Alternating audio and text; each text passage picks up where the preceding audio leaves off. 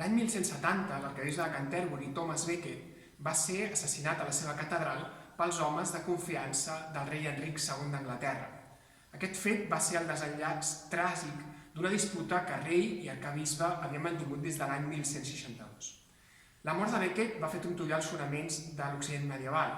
L'episodi ràpidament es va conèixer a França, Itàlia i també a la península Ibèrica.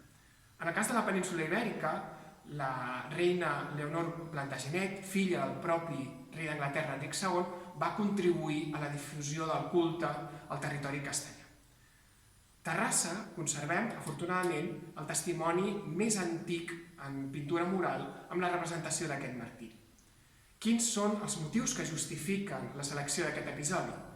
En primer lloc, la presència d'un canonge aquí, a la comunitat de Santa Maria, d'origen anglès, anomenat Harvey, que probablement va contribuir a la dedicació d'una capella a Thomas Becket.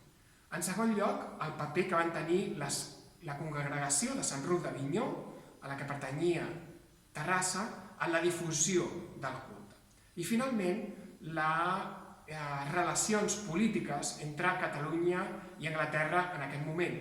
Sabem que el comte de Barcelona, Ramon Berenguer IV, en el seu testament, deixa la tutela del seu fill, el futur rei d'Alfons, al rei d'Anglaterra. Per tant, van existir uns lligams molt importants entre Catalunya i Anglaterra en aquesta època que van contribuir al coneixement d'aquest episodi.